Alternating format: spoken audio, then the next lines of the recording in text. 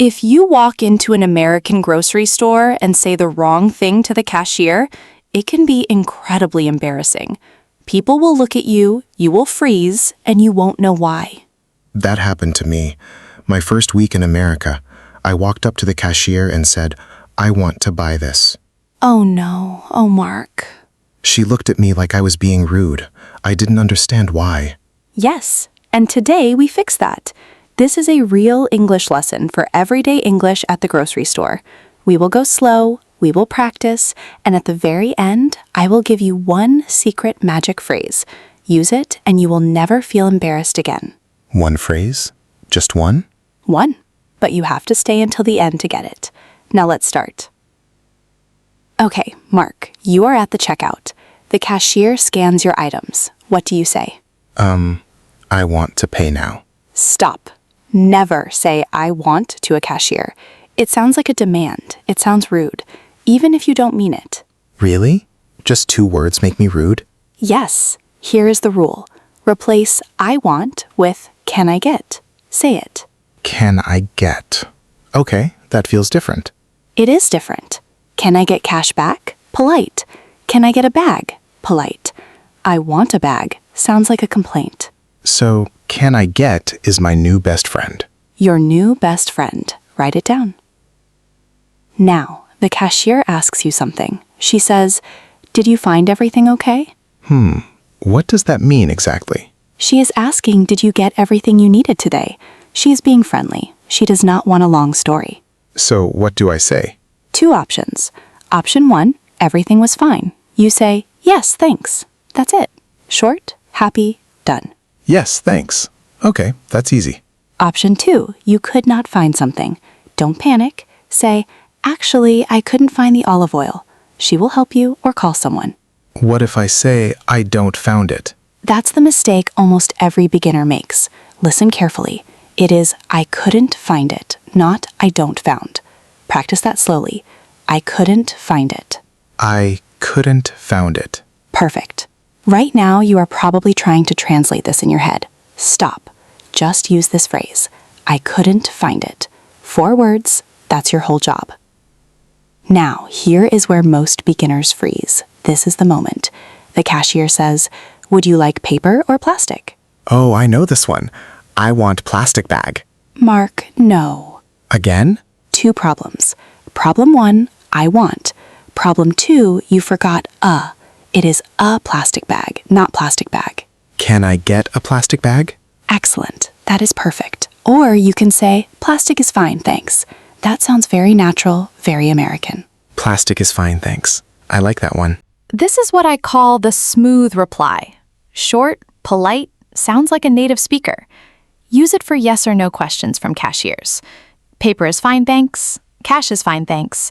A bag is fine, thanks. The smooth reply. Okay. Good.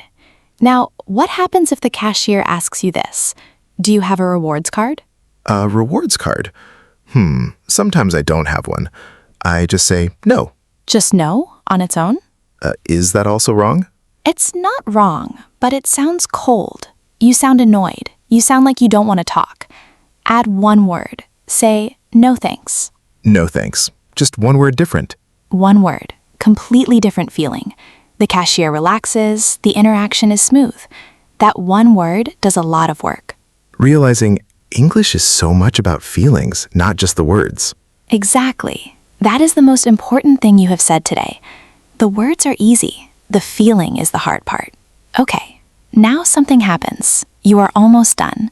The cashier tells you the total. She says, your total is $34.60. $34.60. So $34.60? Yes.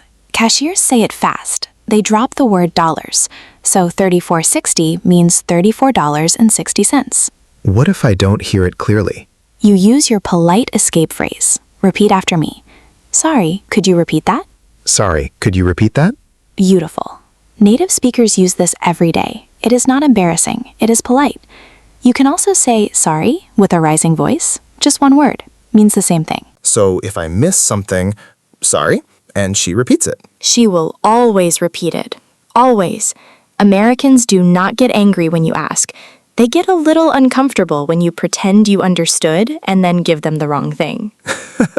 I have done that before. All right, here's your comment challenge. We want to hear from you right now. Tell us in the comments, what is the hardest part of the grocery store for you?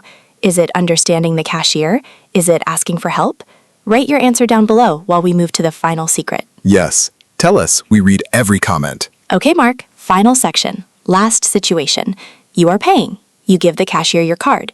She says, "Do you want cash back?" No, I don't want. Stop. I don't want. What is the rule? Oh, never say I want or I don't want. So what do you say? No, thank you. Yes, perfect. No, thank you. Simple, polite, done. And if you want cash back? Yes, please. $20? Good, natural. Or you say, "Can I get 20 back?" That is very American English, very casual. Cashiers hear it 100 times a day. Can I get 20 back? I love that. Okay, now, the secret magic phrase. You have been waiting for this. I really have. You are at the register. Something goes wrong. Maybe the price is different from what you saw. Maybe an item doesn't scan. You don't know what to do. You freeze. You don't have the vocabulary for a big explanation. Yes, that is exactly the situation. My mind goes blank. Here is the phrase. Just say, "I think there might be an issue with this." I think there might be an issue with this. That's very calm. It is calm. It does not blame anyone. It does not say you made a mistake. It just opens the door. The cashier will ask you what is wrong. You point. You show your phone. You show the shelf price. You don't need more words. The phrase does the hard work. I think there might be an issue with this. I can say that. Anyone can say that, at any level. A1, A2, it doesn't matter. Those 10 words will save you from freezing, from embarrassment, from walking away frustrated. That is the magic phrase. That is the magic phrase. Use it next time something feels wrong. The cashier will take it from there. Use that phrase and you will never freeze again. See you in the next lesson.